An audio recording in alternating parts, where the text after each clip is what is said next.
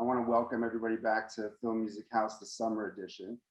And I'm delighted to welcome two great composers, Stephanie Economou and Trevor Gureckis. I hope I'm saying both your names correctly, to talk about world building with their music for Jupiter's Legacy and Servant. So Stephanie and Trevor both worked extensively in the music department on a number of TV series and films, whether it be scoring, playing, orchestrating, producing. Um, Stephanie, following the TV series Manhunt about capturing the Unabomber, is the composer of the new Netflix comic action drama Jupiter's Legacy, and which is based on Mark Millar's comic book. And Trevor is the composer of the hit Apple TV Plus series Servant, which is the latest wild and bizarre tale in the M. Night Shyamalan alternate universe, and has also scored for films like The Goldfinch. So thanks again, both of you, for being here and taking part in this. Yeah, we're going to talk about world building today with your music, and it's interesting to me when I think about the notion of world building in television and film. I immediately think of, and particularly in a long television series form, where you have a long runway to develop all the aspects of the story. I immediately think about elements of production like locations and set design, costume, authentic placement and time period, all these things that the creators use for their brick and mortar, so to speak, to build their worlds. But I think it's less common to think about music as a material for building a fictional world or fictional space and place. How do each of you see music as a tool in that way? And what do you take cues from in your composition of a world?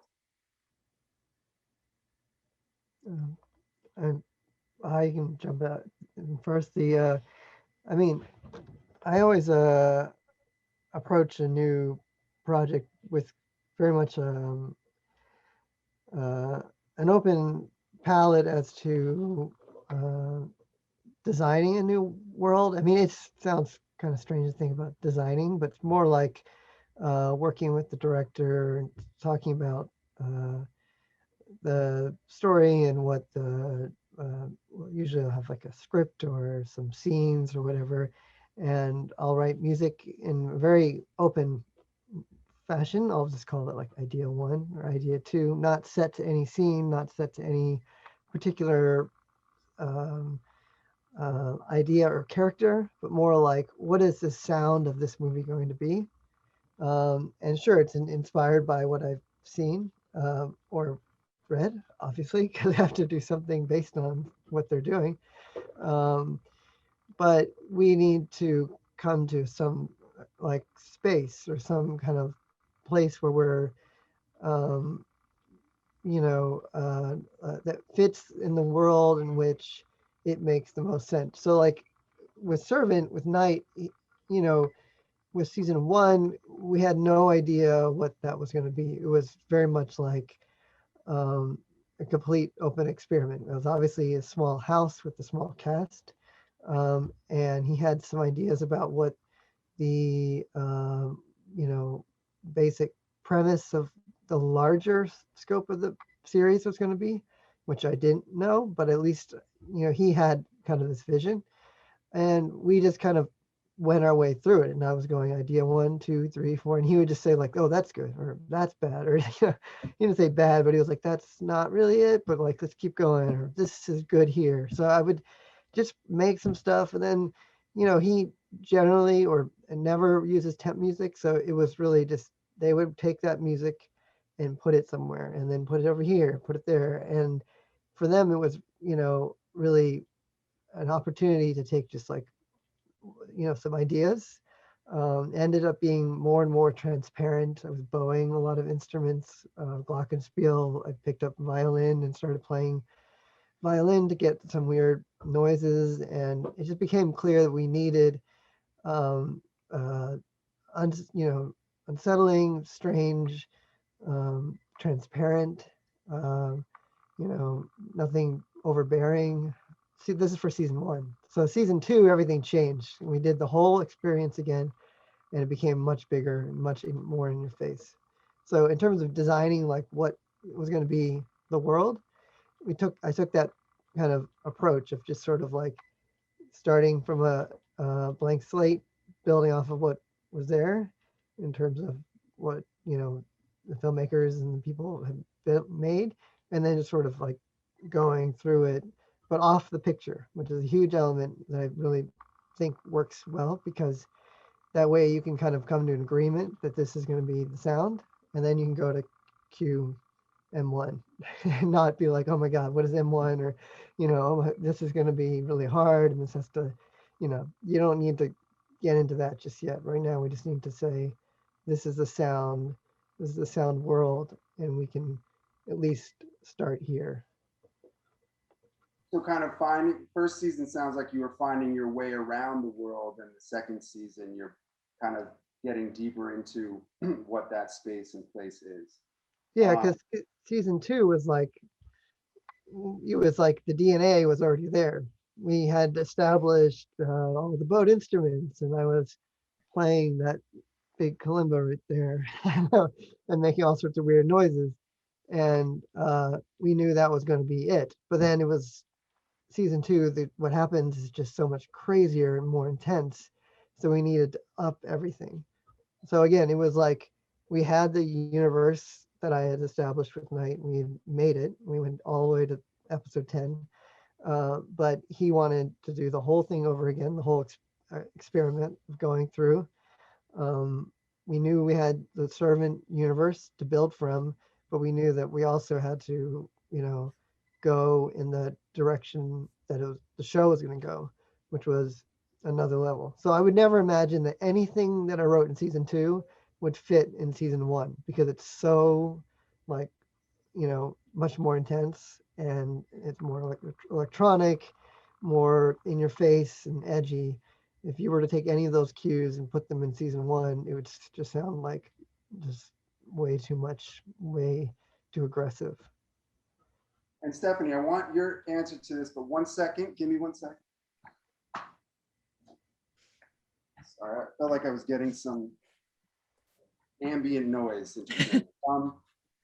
So Stephanie, the world you needed to inhabit was already established in the comic book to a degree.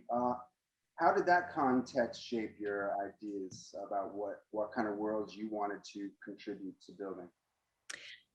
Yeah, I tried to mainly just be influenced by the on-screen adaptation for what they were doing. And the story itself, Mark Millar's story, is so vast in scope and scale. So Jupiter's Legacy really follows around these 6 original superheroes, both in present day and back in the 20s and 30s, which is when they gained their powers. So it's spanning time periods, like they travel to Morocco. So there's a regional element to the score that needed to be there.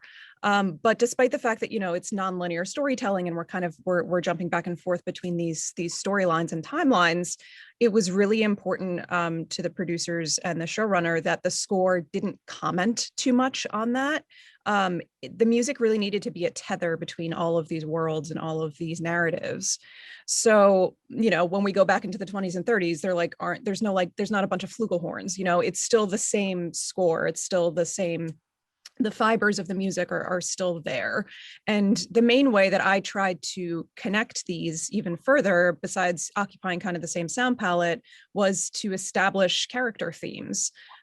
Because we do have there's a lot of characters in the show, but we do always gravitate back to our original 6 heroes. And in present day, they have children, they have families, and those kids have powers. So essentially, there's kind of a battle of the generations in present day, where the younger kids don't really buy into the code of the Union. Like they're just sort of butting heads on what it means to be a superhero in the modern day world. So there is a sense of you know, like the younger kids had a bit more of an edgy sound. Chloe, for example, who's the daughter of the utopian, the guy, you know, like the tropiest superhero that you can get, she like has powers but isn't a superhero, so she is very much the outlier. So her theme is actually an industrial rock kind of punk theme, and that seemed to really work for her because she doesn't really fit into the mold. Raiku is another character, who is Walter's daughter, who is kind of a criminal. She just sort of like goes out and just murders people for hire.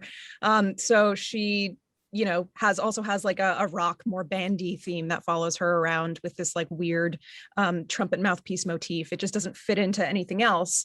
But our original heroes, in their origin story in the 20s and 30s, their themes carry through both present day and in the past. So that was my way of kind of trying to, like Trevor, as you said, it really is about designing something for these characters and building this world. And I tried to do that with thematic materials so that when we're with them before they have their powers, we're still hearing their melodies and their thematic profile developing. And in present day, it's developed and sometimes it's fragmented, it's broken down, like they're not in their heyday anymore, like they're old, they struggle in their work, they struggle in their relationships with their family. So it's a little bit more fragile. It's a little bit, you know, you're not always hearing themes on like a blaring French horn for these superheroes. It's just, I tried to set, you know, especially the utopian's character, I tried to set him up that way, you know, when he's fighting, so that I could subvert that. Like, this isn't the guy, you know, this isn't the guy, that he's not Superman. Like, he really isn't, as much as people kind of idolize him in that way, he's not anymore. You know, he's old and he's struggling to find his place in this modern world. So by using themes on these kind of different levels and different dimensions, that was my way of trying to tell the narrative and design the world, while it's kind of hopping and doing all of these different things. Yeah, this is perhaps too clean of a contrast between the two shows and the two worlds that you're both inhabiting. But I feel like your charge, Stephanie, was to suggest a dimension, suggest like a grander dimension in time and space in your world or worlds, kind of merging and dancing of different worlds. And while Trevor, I feel like you almost have to do the opposite and suggest that less and less exists in the world outside of this contained one. And it kind of shrinks and it gets more claustrophobic as the psychology and psychosis of these individuals' characters kind of gets more confusing and a little more twisted. I just kind of want to know stylistically, in terms of the type of sounds and styles of music that you wanted to place in these environments, how you went about that kind of that difference stylistically in the instruments you chose or the styles of music that you incorporated. Just kind of, one is a bigger, grander scope, and the other one seems to be really kind of tightening as the series goes along. Yeah, I mean, I think that that's interesting that you think that it's like the tightening or the closing in on the characters. It's the there's certainly like there's certainly the world, their sentiment of a lot of the characters in Servant as it gets closer to the end is of season 2 is focusing. Like they start to like really hone in on what's important to them or what they are. But you also realize that like what you thought about one person is not true, you know, like throughout the entire show, you might have thought that, you know, Dorothy, for instance, is like this kind of person. And then you realize that she's actually crazy, you know? And so, in a lot of ways, like, you know, Knight always wants to explore the subtext of what's happening. And musically, that's often my job. You know, we talk, you know, at large about like spotting in our spotting sessions about like, okay, hold on. So what's happening here? And we discuss and we're like, okay, I don't see any of that. But like I can, I'm supposed to pull some of that world out, or, musically I'm supposed to kind of like direct the, I wouldn't say direct, but I would at least, the power of music being, you know, not suggestive. It's just sort of like you realize what's important, like what's really going on. And Steph, you probably have the same experience, that the power of music is able to um, uh, is can change a scene, like it's just so dramatically. It's crazy. And Yeah, it's music is so manipulative, and I think it really is. That's why a lot of directors can sometimes be afraid of music, because it can tell too much, or it can play too much into the subtext, and maybe they don't want that. It's just it definitely, yeah, and it depends on the person you're working with, how they want the music to paint the picture. yeah, I mean, because it's like you could be looking at someone and realize that you're actually thinking about the other person behind them almost, Mhm. or not thinking, but like scoring them in a way. But that's because narratively you're telling the director or the author is telling a story that's, whirling around so many different people. So, so when we see a scene with, one character like or Leanne, and you realize that she eventually becomes this more powerful person, um, it becomes clear that she's realizing who she is, and we're kind of honing in on this sense. But musically, my sense is that I'm exploding.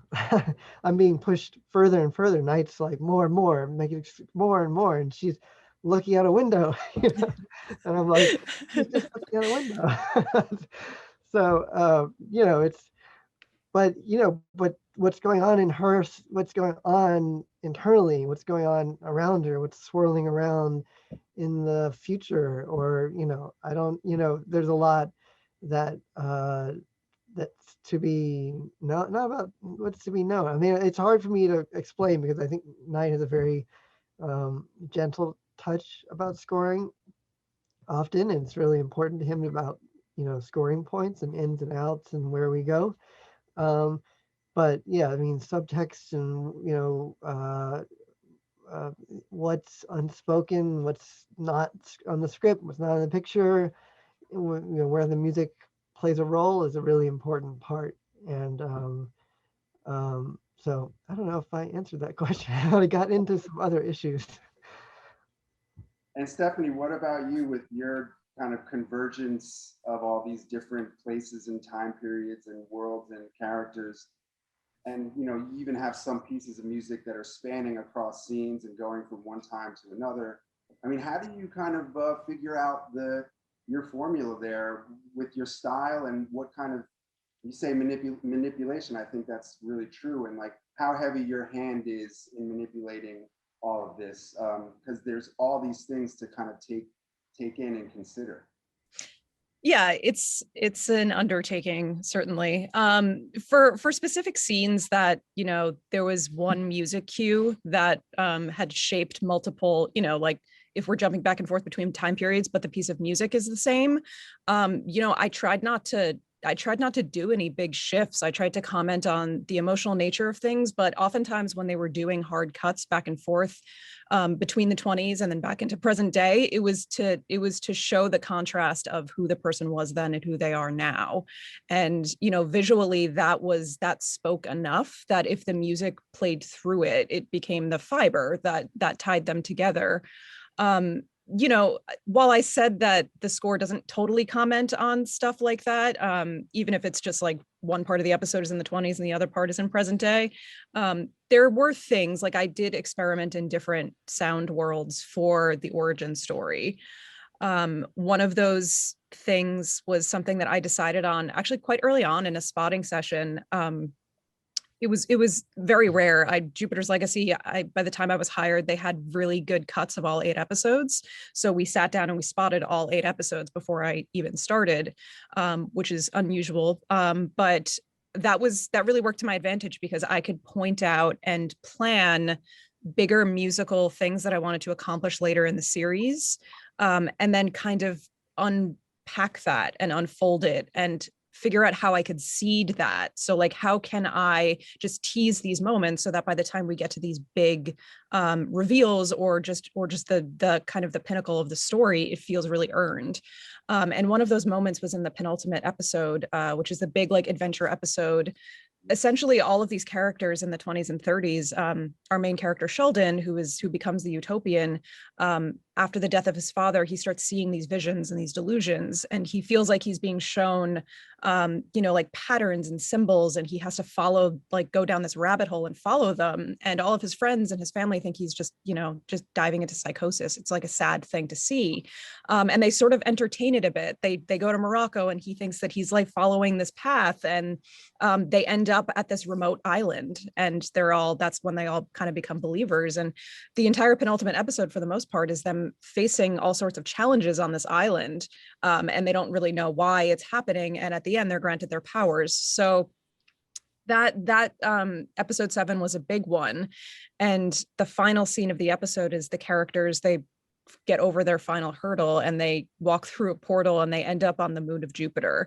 And it was just the most bizarre thing. Like I was not expecting it. Like I knew it was, there for me from the comics, but it was wonderful and bizarre. And the music needed to do something bold there to match how strange it was. And it was one of those scenes where there was very little dialogue.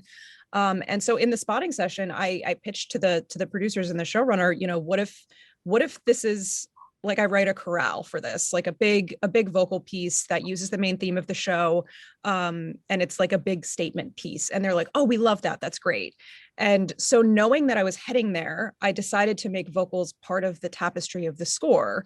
So as Sheldon is kind of finding all of these symbols, you're hearing not a choir by any means. It's kind of just these modules of experimental microtonal vocals. Sometimes they're like chanting in Latin, or sometimes, it's throat singing, or it's like rhythmic grunting. It was like more experimental vocal layers, but it was always there. So it was just these seeds that I was kind of planting along the way that become more and more apparent as we follow them on their journey when Sheldon's getting these visions.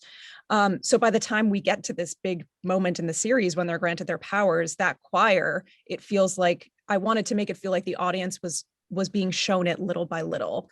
So that was a way that I kind of tried to mold some of those storylines. That was mostly in the past. There are some vocals in the modern day as well, but stylistically they're very different. Like they're punk vocals, or they're just like kind of strange detuned layers. But it was in the past timeline, that was a particular musical choice that I made to help kind of shape the trajectory of their origin story. I'm really always fascinated between the approach to a film and the approach to a long, like 10 episode series that could become, more than one season. I'm really always just very intrigued by how a composer's approach changes from one to the other. The notion of world building is really on fertile ground with a series opposed to film, because you have more time and opportunity to establish the confines, the atmosphere, the physical nature of the environment, and everything, the characters. And I think of shows like Breaking Bad, like that, where you really feel like you're in that world by the time you're really in the thick of it. And also most recently, Mayor of Easttown is the same. I don't know if you guys have seen that, but you really do feel like you're a part of this small Pennsylvania community by the end of it. And I'm really interested in kind of both of your takes on how does spending more time in an evolving environment of a television series deepen your connection to it? And what kind of changes can you point to that took place from, let's say, episode 1 to episode 10? I mean, for me, I had certainly, had my initial establishing ideas, which were kind of where I pulled a bunch of things that even came back to later later on in the episodes. And that was like a tonal language that was different from season 1. Like certain harmonic language. Um, and so I was able to kind of develop that over time or see where that would go, and because we were presenting, because I was working over these 10 episodes, um, I have always had this thought that, oh, Leanne, maybe there's some voices for her. Maybe I'll get to that later. And eventually I did get to it. It was sort of like that. You get kind of like, that's pretty cool stuff that you get to see the whole thing. Because I was like literally like 1 week and then a week and a half later and the next week. But so I had no idea what was happening until like, as it comes. But certainly had the scripts like pretty much half of them or whatever. But I had an idea of where we were going. But so I had it was like evolving plans, and the idea with working with Knight, he's essentially the showrunner, he's the executive producer, but like he generally was the only person I would interact with when doing this show. He wanted every episode to sound different and unique for each episode. I don't know if that's came across, but that was like the goal. And he was like, he anytime that it sounded like I was either rehashing something or if it sounded like a temp cue, which is not really temp if it's my music from the same season, maybe a minute before, but still, he would like be able to, he would pick it out and be like, oh, I've heard this before. So I always have to kind of reinvent within the realm of the season 2, within the realm of Servant, you know what I mean? We're all kind of like adding layers and layers. So I always had to go like, okay, what's the new thing of this episode? What's the thing of this episode? And kind of like think about where are we going here? Where are we going here? Where are we going here? And start to build on top of that as things start to progress and get a little bit crazier. And like the last episode just being almost a little bit of a different genre. In some cases, I mean, it was just like so thriller horror-esque, or horror. So so in that way, I was tracking a little bit more in live. I was kind of tracking live, kind of like, okay, the next episode's gonna be different in how, and how, and then how, and moving like in that direction. Again, it was all within a dialect that was established, so might not be super apparent to everyone in the world, but it was enough to get approvals. I guess, but working on a movie, you have all the long ideas and it's hard. It's a really long idea. Yeah, it's like a lot of pieces happening all at once, and one thing you change here, you gotta change the beginning, and then change the beginning, you gotta change the end, you gotta change the end, it's a lot. It's a lot of moving parts. And Stephanie, the longer you spent in this world of these kind of troubled superheroes, and as they evolved, and how did you feel your process kind of change, if at all, or some new discoveries along the way, or maybe even new techniques that you employed the longer you spent time in Yeah, it definitely, I mean, so because I kind of had the advantage of having the full picture very early on, the showrunner really wanted me to treat it like a very long feature film, which is probably something most people say in like TV series, like big TV series, but it really did kind of feel that way to me. So the approach, like being able to plan things later on, I felt like I sort of had a direction that I was heading in.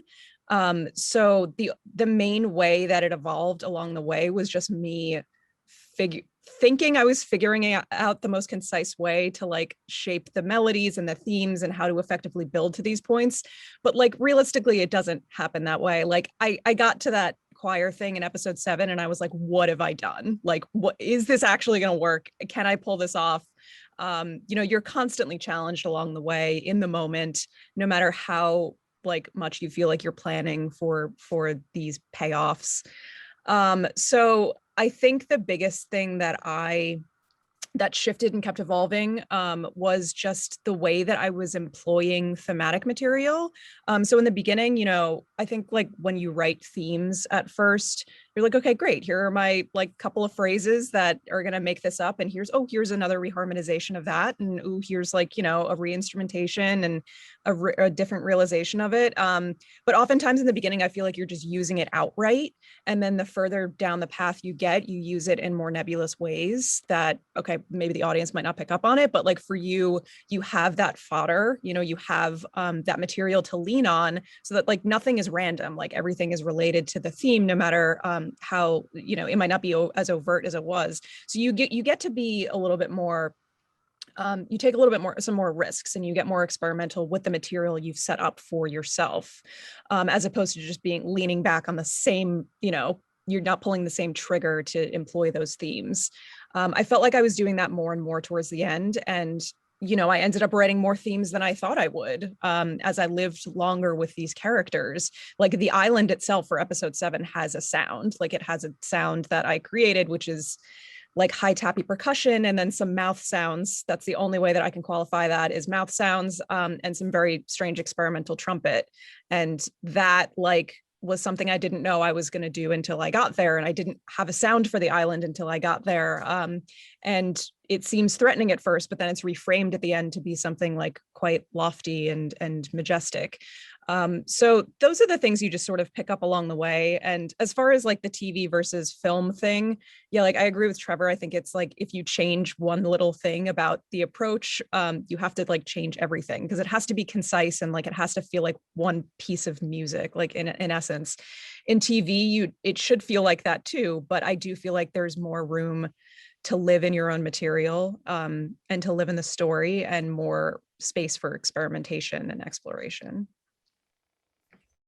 And Trevor, Stephanie mentioned how the island had a sound. I wonder, did the attic of season 2 have a sound for you?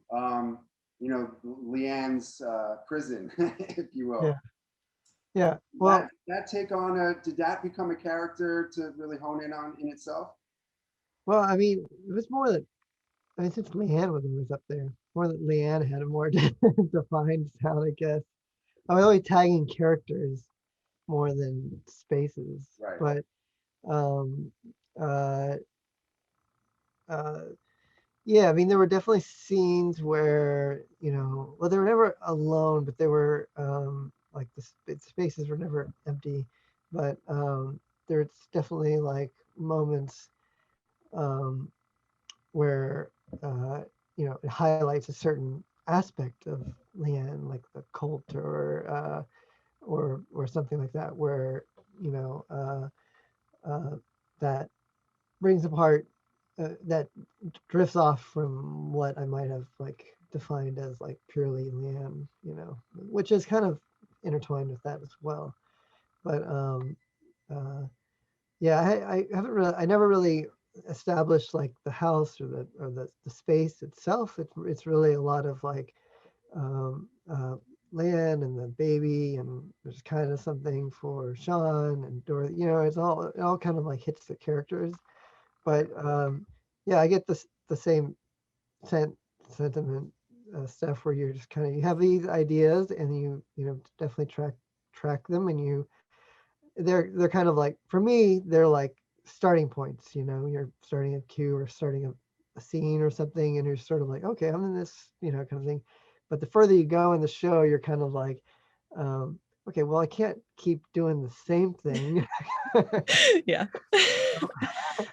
So, I'll just like reharmonize, you just start to like get more inventive. That's not to say what you did at the very beginning wasn't inventive. It's just that you're kind of like, they're experiencing their lives in the series. And like and we're all experiencing the show.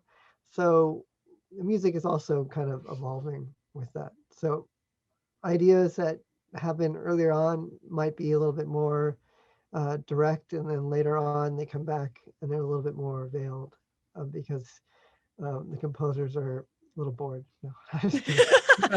It happens. Yeah. The composers are trying different things, or they're trying to describe characters in places that have changed. Well, it turns out Leanne has a knack for interior design. I thought her Christmas decoration in that attic was really I know cozy. she really goes for it. Thanks for it. I know where all that stuff is.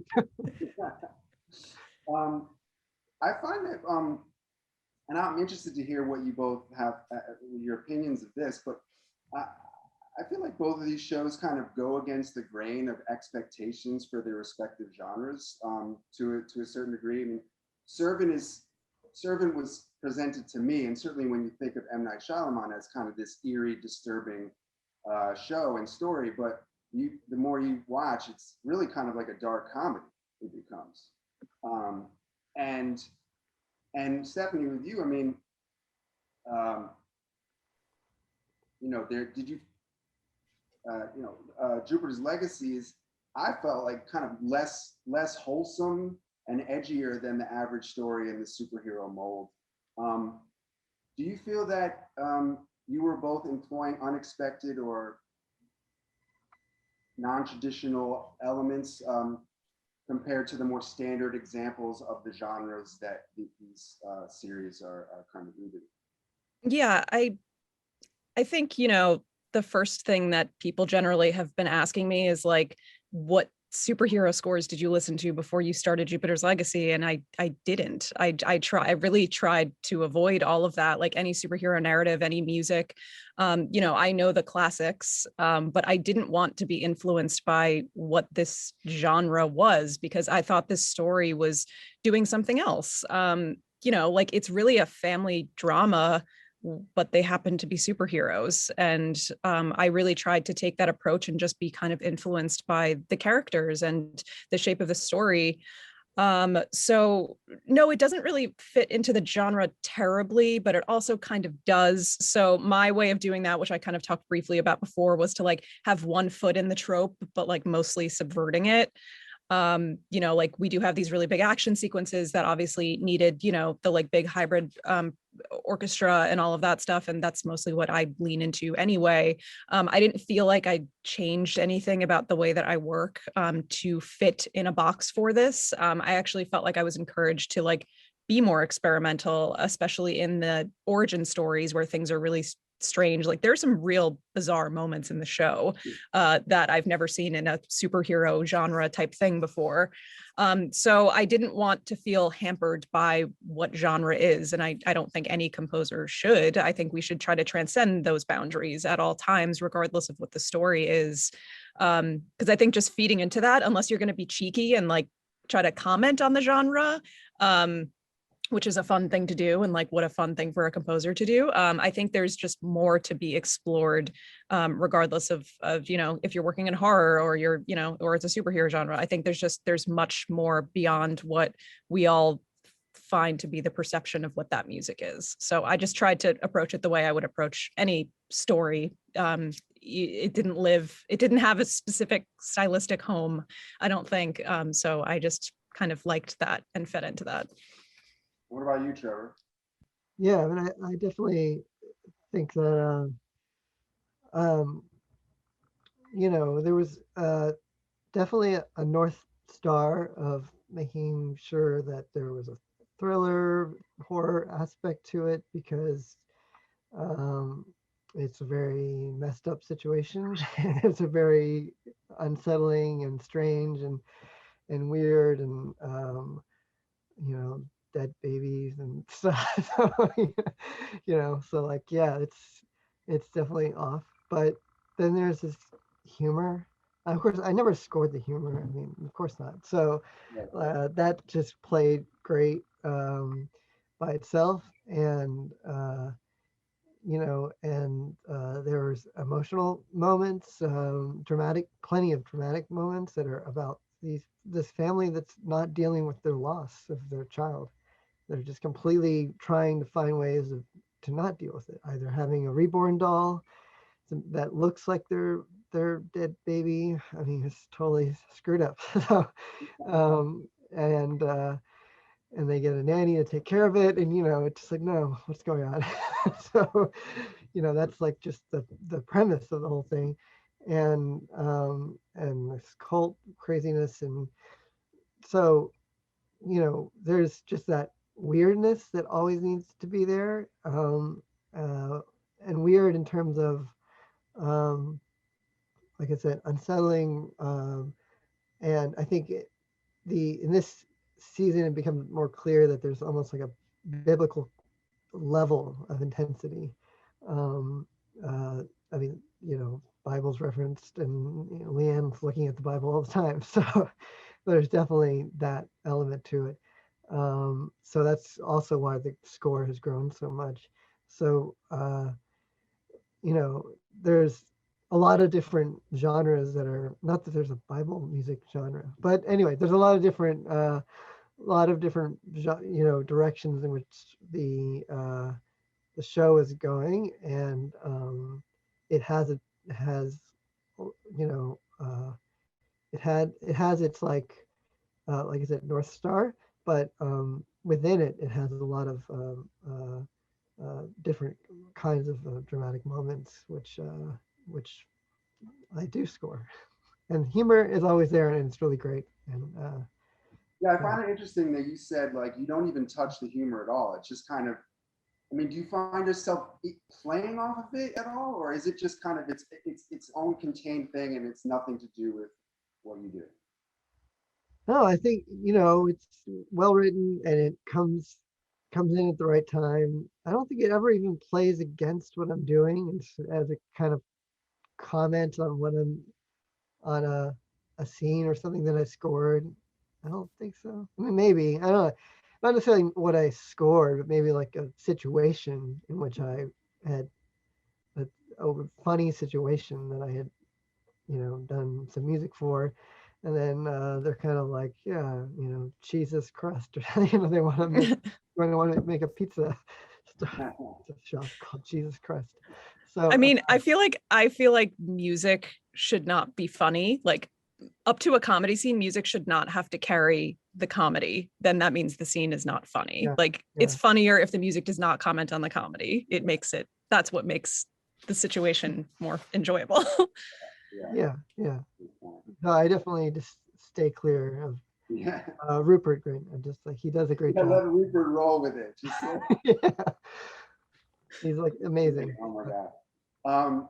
Well, listen, this has been great, very illuminating. I do want to ask a final question that I'm very curious about.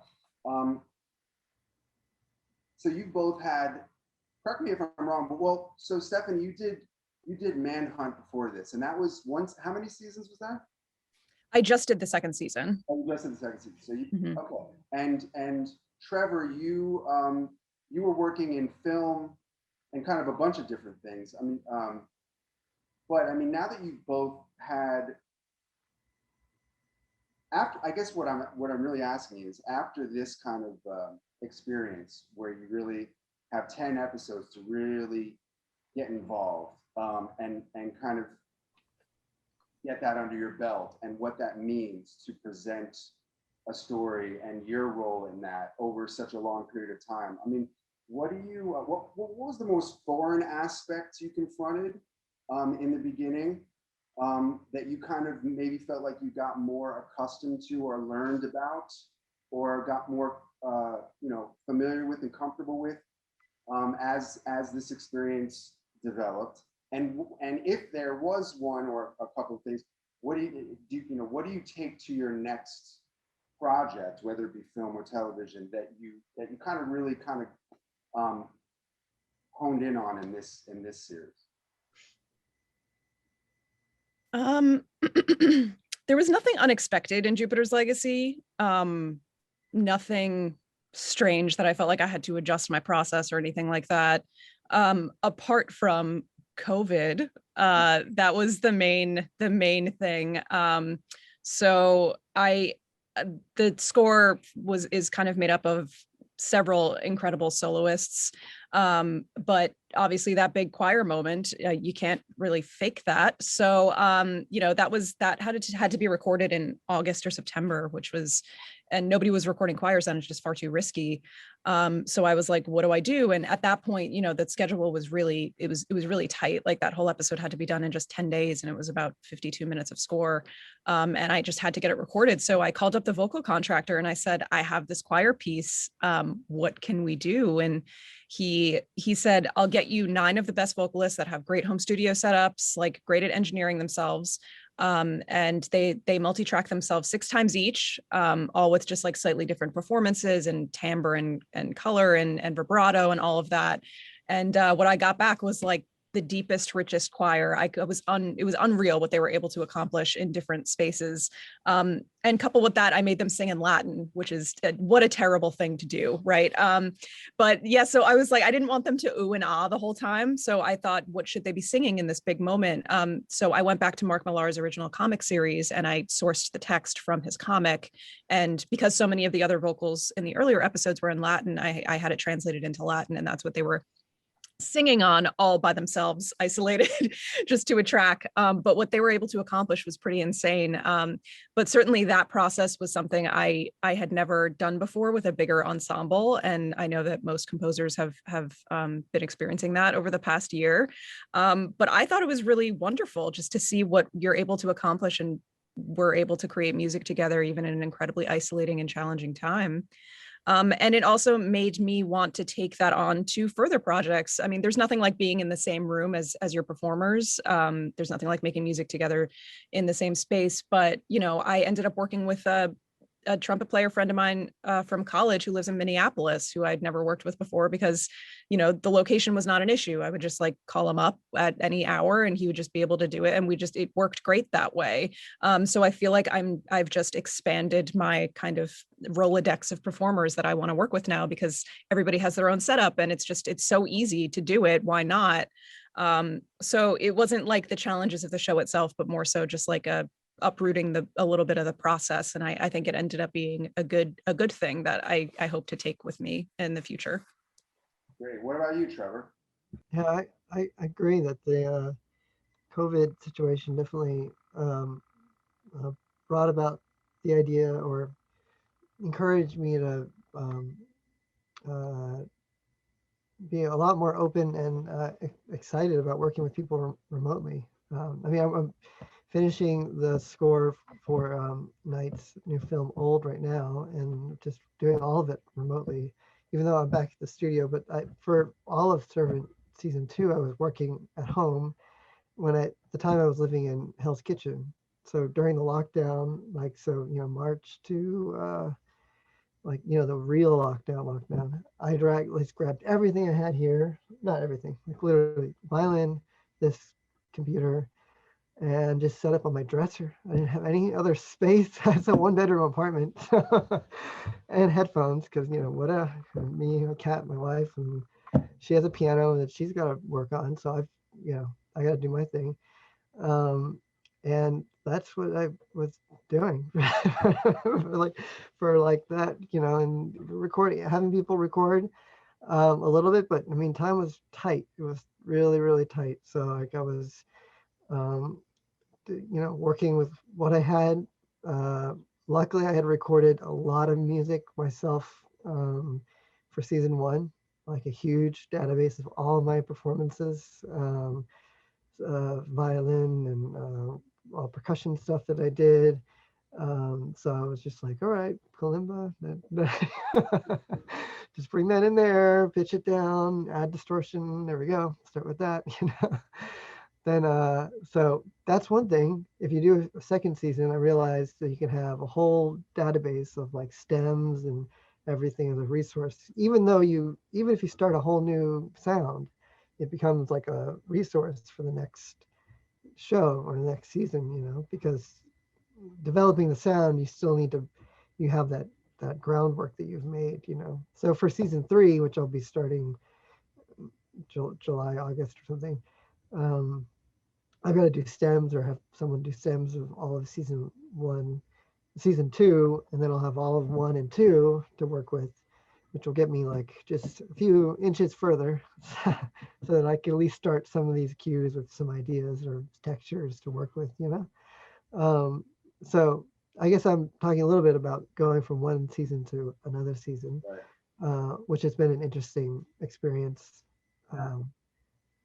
So that was Well, guys, thank you so much for sharing your process and your thoughts on these questions. I'm endlessly fascinated and curious about these things. Yeah, I mean, building a world in a television series is a lot more than sets and locations. It's really the music is so integral in whatever you do. So thank you for sharing your experiences with these two shows, and I look forward to seeing what you both go on to next.